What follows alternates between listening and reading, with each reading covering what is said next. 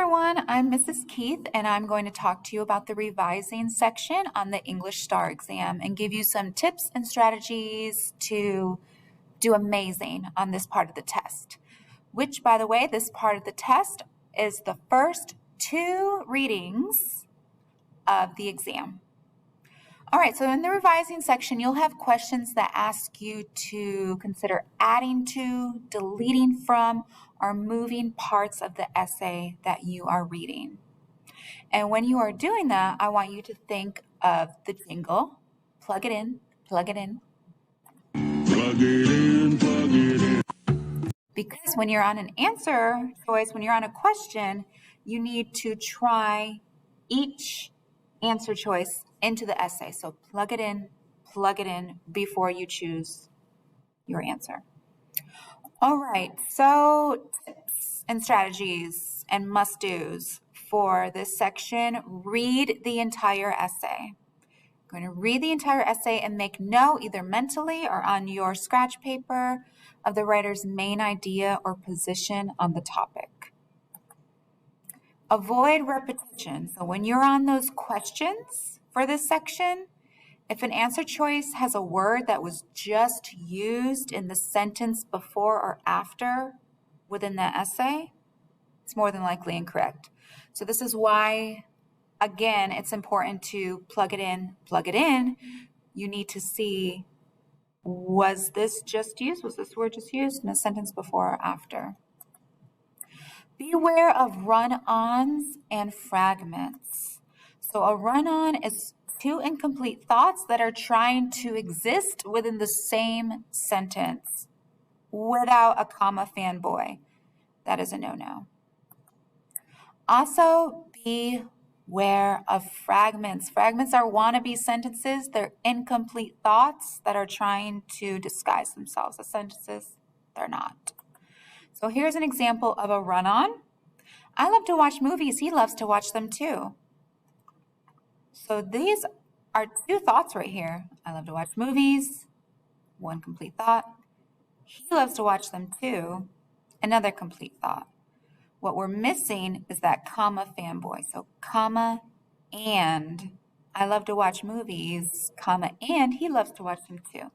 That would be a correct compound sentence.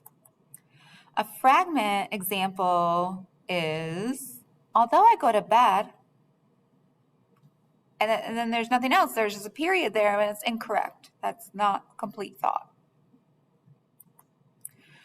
Okay, so let's look at this example. So step 1, we would have read the entire essay. Step 2, we are going to start reading and marking up the questions. So let me read this question to you. Simon's paper needs a position statement. That's a key word right there. So I highlighted position statement. Which of these sentences could best follow sentence 7 and state the position that Simon is taking in this paper? Step 3, I'm going to go back to the essay that I had to read and highlight the sentence that they are asking me to look at. Then I'm going to plug it in for each answer choice from the question. Try all the choices just so you are completely confident you made the right choice. So plugging this one in fit perfectly after number 7. So I circled answer choice A. Okay, let's look at an example from a past STAAR exam. So I'm going to read this entire essay to you, and then we're going to answer some questions. Read the selection and choose the best answer to each question. Then fill in the answer on your answer document. Alicia wrote the following paper in response to a class assignment. Before she submits it to her teacher, she would like you to read it and look for any revisions she should make. Then answer the questions that follow. Body language.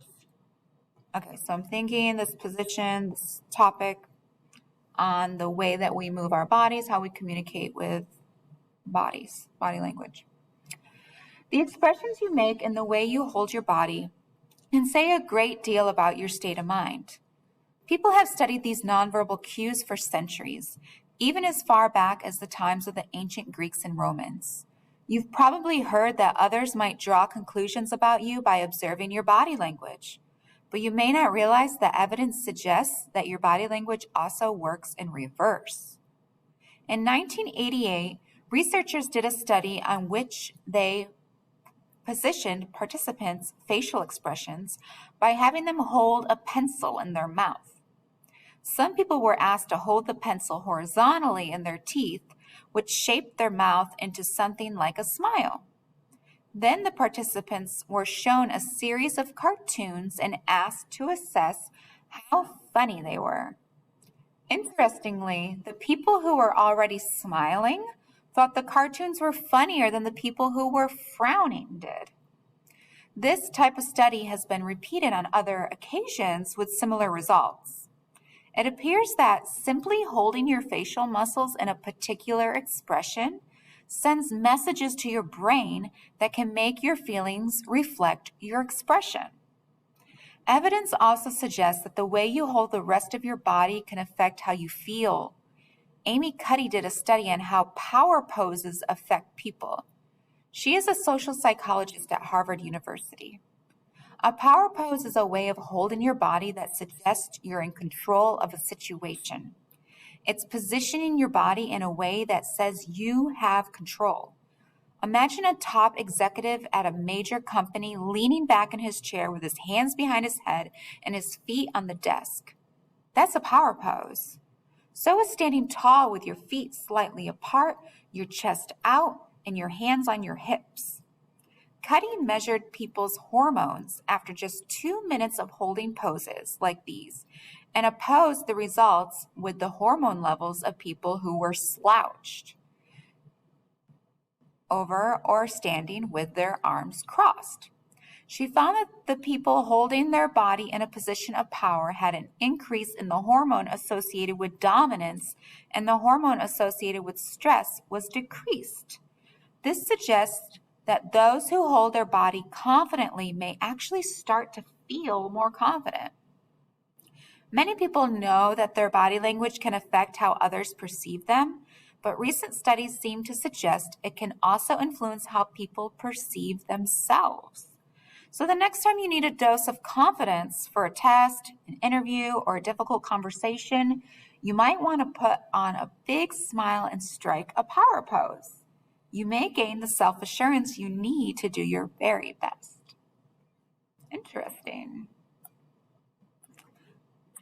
Okay, so my brain, I'm thinking the main idea, the position of this paper is body language affects what I think of myself. When I stand real tall and have my arms out to the world like this, it's also helping the way I think of me. It's boosting my confidence. That's interesting. Okay, questions. Alicia has not provided a thesis for her paper. Important word, thesis. Which of the following should come after sentence 4 to serve as a thesis statement for this paper? All right, so step 2, because step 1, I read the entire essay. Step 2, read the question and highlight the sentence it's asking about. And then plug it in, plug it in. All right. I'm also going to read the sentence before. You've probably heard that others might draw conclusions about you by observing your body language, but you may not realize that evidence suggests that body language also works in reverse. All right, which could come after this sentence?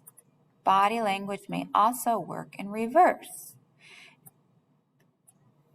Plug it in.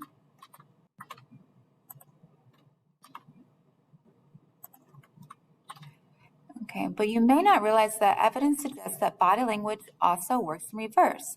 In other words, the facial expressions and body postures you adopt can actually influence how you feel. That one sounds really good. Let me try the other.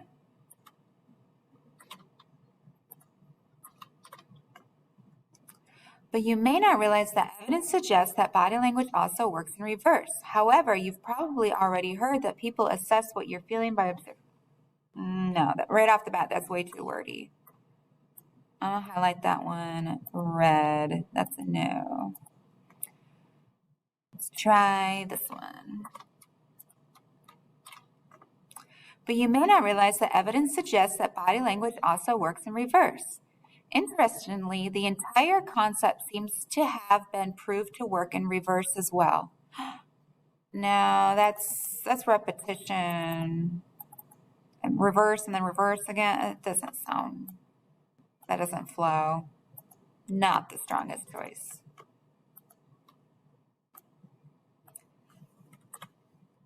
All right, let's try this last one.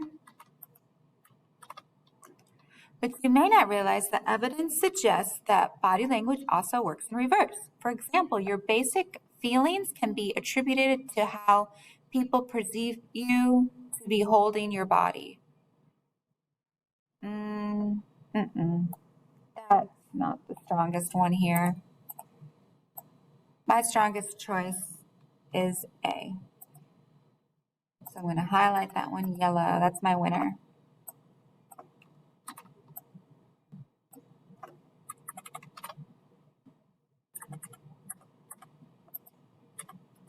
Okay, so on the exam,